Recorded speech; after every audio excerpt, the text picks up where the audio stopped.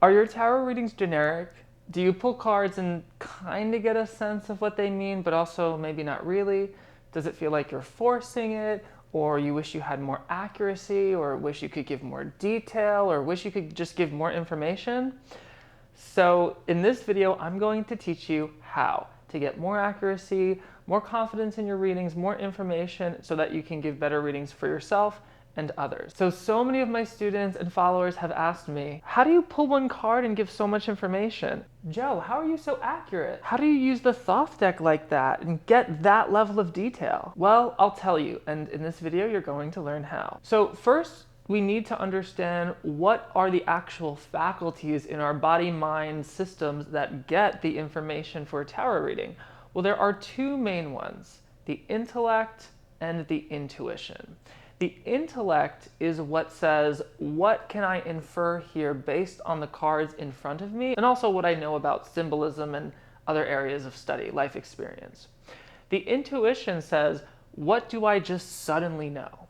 And that can be through clairs or psychic work or just a good intuition. Whenever you give a tarot reading, you are using both. Most people tend to prefer one over the other. There are definitely some extremists out there, and they are amazing. Some people use both of them equally. One way to see which one you prefer is to notice this. When you give a reading, do you tend to go from data point to data point, or does everything kind of flow together? If you like going between data points of information and symbol and association, of whether experience or anything on the card, that is a little bit more intellectual. If everything kind of just flows in kind of like a divine juicy mess, that's a little bit more intuition. So first I'm going to discuss how you can increase your intellectual work with tarot, and then I'm going to discuss how you can increase your intuitive work with tarot. And if you do both of these and you do it for like some time, you got to put in effort, your readings will drastically increase in accuracy, in the amount of information, and general value for yourself or for others. So first, let's talk about an intellectual understanding of tarot. So in any field, in any skill, in any medium, anything you could possibly learn in life, there's always going to be different sets of tools for different people and different sets of techniques. There are your basic beginner introductory tools and techniques, and then there are your advanced, more experienced, more specialized tools. And now your beginner tools and techniques are usually going to be user-friendly, but they will not have a lot of customization. They will be simple, they will be easy to use, and they will introduce you to the medium, the art form, or the skill. Now, your advanced tools and techniques will have much more customization, much more freedom, but will be much more difficult to use. To use a modern example, let's talk about website building. So if you're building a website, you can go the easy route, which is something like Wix or Squarespace, which is a website builder, and it's very step-by-step, it's easy, and it works.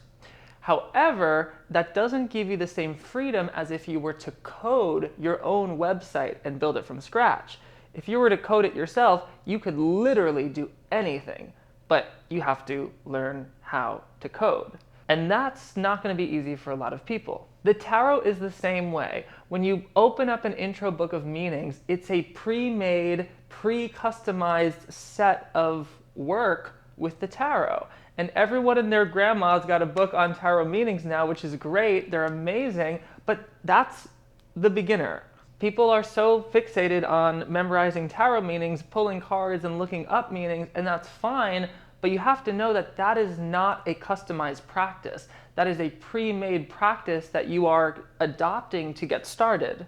Now, when you're ready to advance beyond that and start to customize your own practice, really integrate the tarot into you, you're going to have a lot more freedom. You're going to have a lot more to say and a lot more material to explore in the card, both through your own study and your life experience and the esoteric nature that is tarot. That's why in my tarot divination course, I teach why the cards mean what they mean, not just what they mean, because anyone could find the meanings. When you know why a card means what it means, what you're accessing is its more subtle pattern. So let's look at some scary cards. Let's look at the 8, 9, and 10 of Swords. If you're reading tarot through like a pre-made version, if you're like studying just card meanings, you might look and say, okay, 8 of Swords means confusion. 9 of Swords means sadness. 10 of Swords means uh-oh. But why do they mean what they mean? What I would recommend is learn the numbers, learn the symbols, learn the elements, learn the Kabbalah, learn the astrology. All of these things come to play to create what is showing on in these cards. And what you realize is 8 of Swords isn't just confusion, it's the submission to the mental world. 9 of Swords isn't just sadness, but it is the subconscious, as the number 9, playing itself through the mental world. 10 of Swords isn't just uh-oh, it's the cost of incarnation, which is the entire theme of Swords. If you really study the tarot, it all has to do with beginnings and endings and the illusion of mortality. This is the biggest thing people forget in tarot. The tarot cards are a historical train wreck of the Western esoteric traditions, which stem back to Western mysticism and philosophy is based on emanations, which are essentially aspects of the divine that have reached downwards into manifestation. Every tarot card reflects the divine in its own way, and in its own way expresses a seed, form, or archetype of potential reality. In the Platonic tradition, this would be coming out of the world of forms. In Plotinus, this would be the hypostases. In Kabbalah, this would be the Sephirot. In Gnosticism, it might be the aeons or something, I forget. But in Hermeticism, there are worlds. Every one of these traditions are about emanation from the divine to the material, and that is what the tarot expresses. And when you study this, not only are you learning the wider range of what tarot can mean and signify, but you are engaging with these patterns within you because it is you. And you might say, well, Joe, what does that have to do with tarot reading?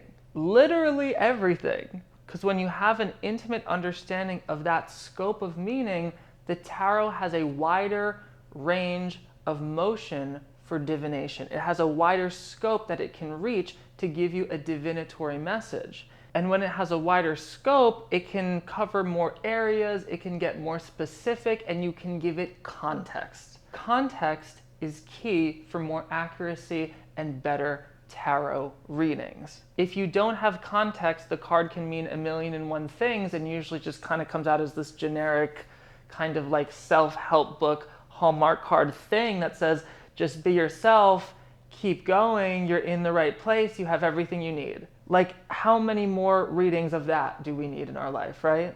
And of course that's true. Of course you're in the right place and you're learning what you need to know and you should keep going, but you don't need tarot to tell you that. So I'm gonna actually give you an example of this. I'm gonna give you a pre-made reading and then I'm going to give you a deeper, more customized reading, okay? I'm just gonna invoke Haru. All right, let's shuffle the cards.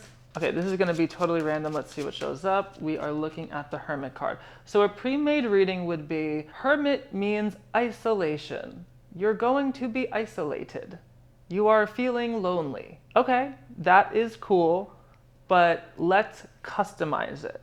So in my tarot practice, I bring together Kabbalah, astrology, numerology, Neoplatonic ideas, various mystical practices, personal development, and I create personal growth on steroids, I guess. First of all, we have the Yod in Hebrew, which is the seed of the whole alphabet. The Yod is attributed to this card. And so in the same way, the Hermit himself is a seed of the universe. That's because this card is actually an image of God himself. Yes, it is, if you want to go there.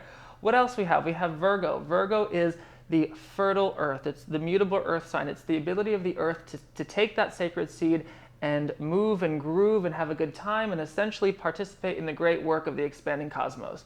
What else do we have? We have the number 9, which is the last single digit number. So we have ideas of endings, some levels of wisdom, of accumulation.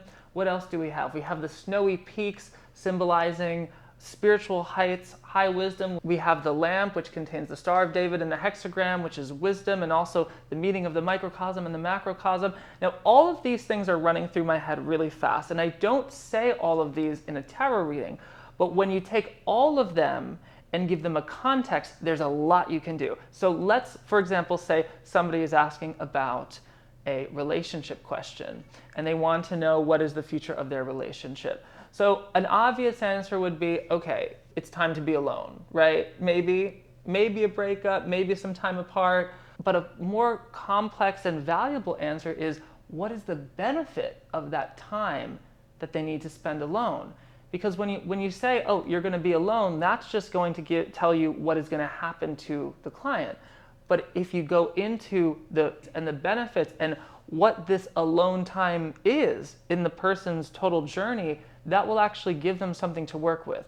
So in the Hermit card, we can go into his spiritual aspect as both a seeker, a sage, and a teacher. So the alone time this person is spending away from their lover is time to do some really intense and beautiful self-work. If you know that this card is connected to Virgo, you know this card signifies some level of fertility. Now, this isn't going to be popping out a baby, but the fertility could be that of ideas and possibilities for new things they want to invest their time and energy into. And they will be doing that, because here's the thing. Virgo is a very hard-working sign. It is the sign that governs the 6th house, which is all about service and work. So this might also show that the person needs to focus less on relationship and more on the skills they want to refine to be of service to the world. Maybe it's time to focus on something vocational. On top of that, the Hebrew letter Yod means hand. And this is the hand that created the universe, created the tarot. It is the first letter of the Holy Tetragrammaton, Yod He Vav He, the name of God. And so this card has a very subtle creative agency. We might actually say this card created the entire tarot deck, because the Hermit stands on this peak alone.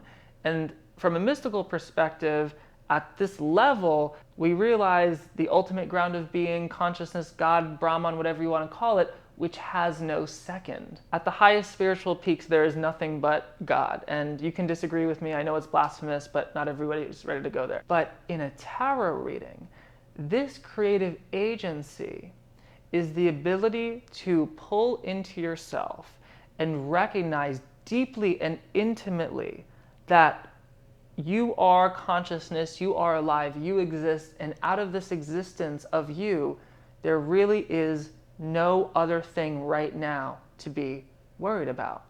You're here, you're there, you're up on the mountain peak, you are ready to learn, you are ready to grow. The light of your consciousness, the lamp, is the same light that illumines the world.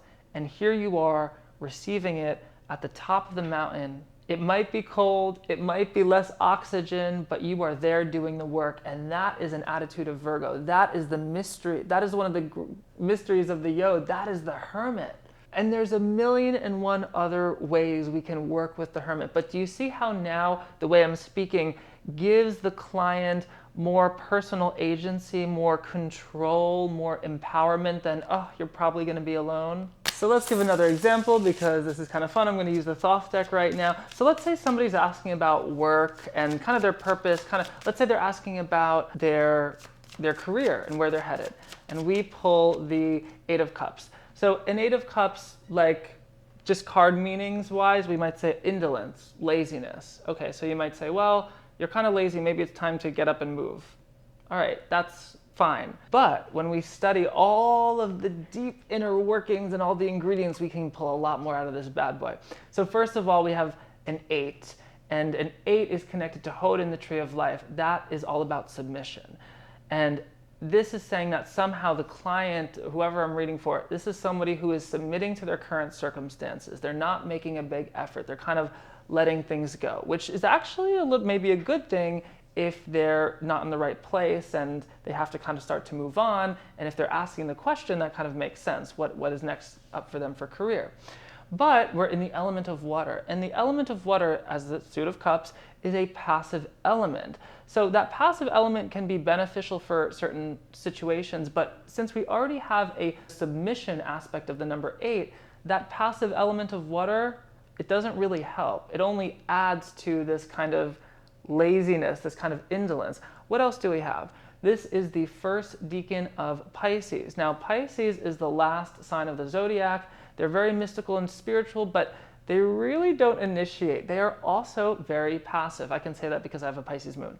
Pisces are very kind of just go with the flow. I mean, they are immutable water.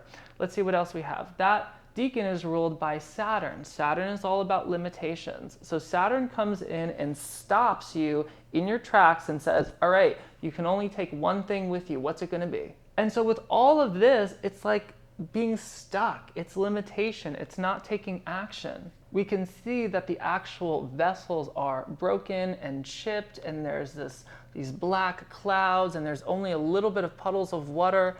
It's not an exciting card. It's kind of sad. And so in a reading about work, this is an aspect of laziness, but why laziness? Because everything I mentioned, because there's a limitation showing up via Saturn, there's a sensitivity with Pisces, there's a passivity with the element of water in the suit of cups, and there is the client submitting to their circumstances with the number 8. So what do we need here? We need a change in direction. We need the client to get up and bring in other energies. What those energies are, I'd pull another card for. So that's me not even reading for someone, but when you see me live and I'm reading for somebody, I'm using my intuition, which comes down into everything I know about the card and pulls out exactly what I need to say. It connects the dots, and it's a much more natural process, and yeah, it's really cool. Intuition is the next thing I'm going to go into, but before I go into that, I want to give one fun metaphor. In the intellectual study of tarot, what you are doing is you are adding pixels to the experience. You are pixelizing it. So like in this video right now, there's a certain amount of pixels that is allowing you to see me. When you're using this kind of pre-made card meaning memorization method, which is good for beginners, but again, you're going to want to move on from that. When you're using the pre-made card meaning system, you only have so many pixels. Actually, you have 78 pixels to be exact, unless you add more meanings. When you start to customize the tarot and really deeply study it and its symbolism and its associations and your own connections to it, you gain more pixels.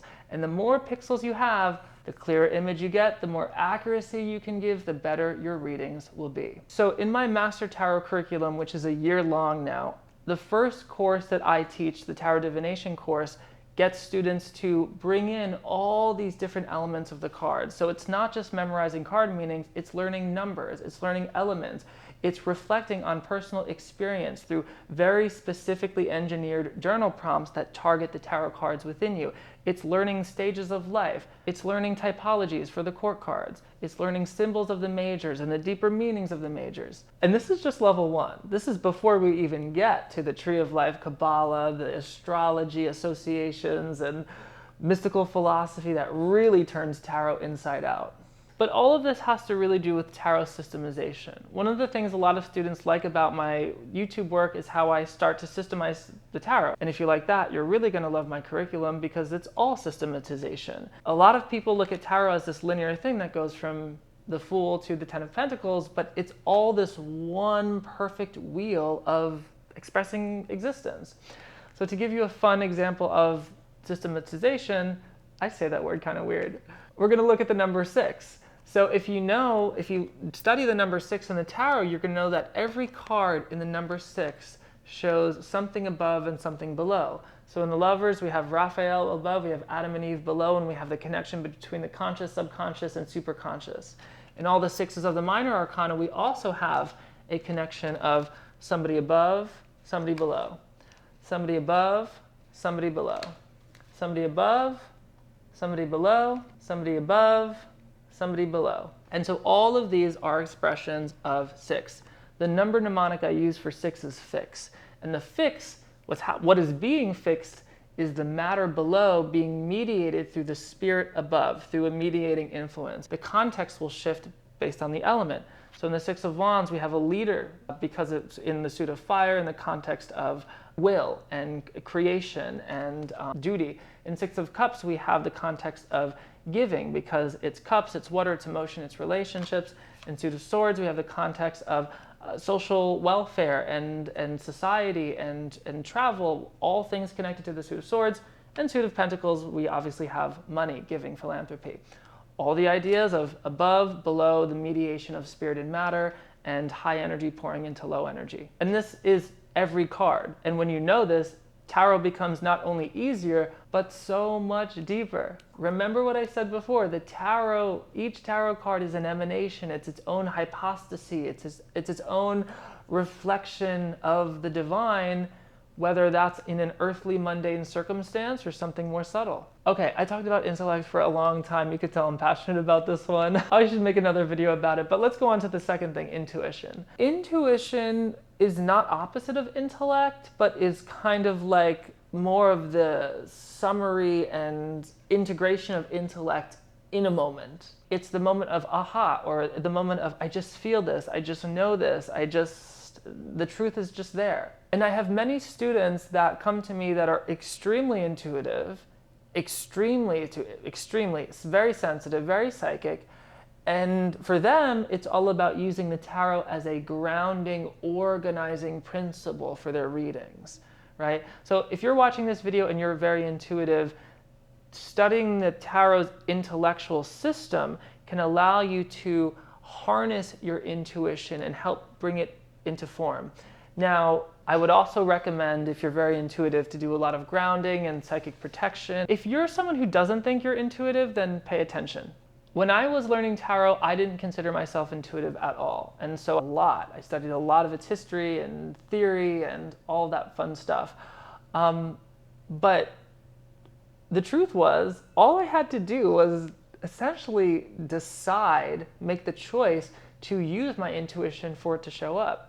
And I literally remember getting a reading from somebody, and I was so impressed by how intuitive the reading was and how much he said with only a few cards that I decided that was what I wanted to do. And I practiced a lot and I got there. And at that point I had all the intellectual knowledge, but I was focused on the intuition. I was going to let the energy, the information just flow, and it started happening. And that's when the jaw-dropping readings really started to happen. Now, the thing with intuition is you just have to practice and trust. Practice and trust, practice and trust. So at Tarot Mysticism Academy, for example, when we have a course running, we have additional practice sessions outside of the course time. So we get together, we trade readings, we reflect. That practice is so important. It's so valuable because that's how you get feedback from other people. That's how you see how you're doing, you get inspired, it's amazing. The community at TMA is so much fun. But yeah, if you don't have someone to practice with, if you're just reading for yourself all day, that's not going to be as effective as actually getting some feedback and experimenting and applying what you got. And I find, especially at TMA, people surprise themselves all the time. All the time I have people come in and say, oh, I'm not intuitive, I'm studying the meanings, I'm trying to memorize everything, and I don't even know where to start. And after a couple sessions, it's amazing. They're flowing, they're giving accurate messages, people are crying because it's so good, it's so healing, it's amazing. So yeah, if you really go out and practice and really just give it your best shot and say what's showing up in your mind, you might surprise yourself. Now there's another thing here. One of the biggest blocks people have is doubt, especially with intuition. And so a lot of times they will get a message and then their mind or their ego or their rational mind or their intellect sometimes will get in the way and say, oh, it can't be that, let's not say that. And they will brush it off. And if they end up saying the thing, they will be surprised at how accurate it really is. So I said practice, the other thing is trust. It all comes down to trust. And here's the trick for that. You can trust that you're having an experience or thought or feeling when you're giving someone a reading, and it does not have to resonate, especially if you're a beginner tarot reader. You don't have to be Miss Cleo. Not that I don't even know if she was a real psychic or not, but you can just, tell the person, this is what I'm seeing, this is what I'm feeling, this is what I'm sensing. And if it doesn't land for them, that's okay. Just the fact that you said your experience and expressed it is a huge win. More likely, the more you practice, the more you train, the more your inner experience will reflect something that resonates for the client. Another thing that happens is sometimes we share our inner experience and our intuitive pickups, and the client says it doesn't resonate, but it actually is true. And some clients just don't have the awareness yet or are not ready to hear something. That brings me to my next point. not everything you pick up intuitively is going to be important to share. Actually, sometimes it's good not to share something. So when you do go into your practice readings, go in with the intention that you will say only what is beneficial to the client or your partner, your friend, your whoever, the questioner, and also what is for the highest good of all. So if you want to really accelerate your process of intellectual tarot, intuitive tarot, esoteric tarot, really dive in. If you're really serious about reading tarot, whether for its mystical philosophy, for divination, for helping other people, Tarot Mysticism Academy is the place. I have a year-long curriculum. At the time of posting this video, I do have a short application window open for my Esoteric Tarot course and my new program, Read with Confidence Tarot Training. Esoteric Tarot is going to teach you the richness of the Tree of Life, the Kabbalah, and other mystical philosophies that make tarot, well, a lot more than most people know it to be. And the Read with Confidence Tarot Training is a 2-day intensive virtual event where we'll be practicing, learning spreads, learning how to read the cards, developing intuition, working on psychic protection and grounding. By the end of that, you will know that you can give a super amazing tarot reading. It's happened to almost all my students. I'm so excited. TMA isn't for everyone. It's a very high level of work with tarot. It's very, especially in the more advanced courses, it's a high level of personal development and spiritual work. But if it is for you, it's very for you. It has changed people's lives. It has healed physical pain. It has healed emotional pain. I literally had a student the other day told me that using the tools that she learned at TMA, it saved her life. And if you want to go check out that testimonial, you can see it at tarotmysticismacademy.com/testimonials. It is the coolest community of mystical misfits from around the world. I love them so much. It's a bunch of amazing people, smart, deep, brave people that are doing the work to develop themselves, and heal others. It's amazing. And if you're alive, if you have a pulse, you are on one healing journey or another. And if you want to accelerate that journey, TMA is where to do it. Much love. Let me know if you have any questions. I'll see you in the next wormhole.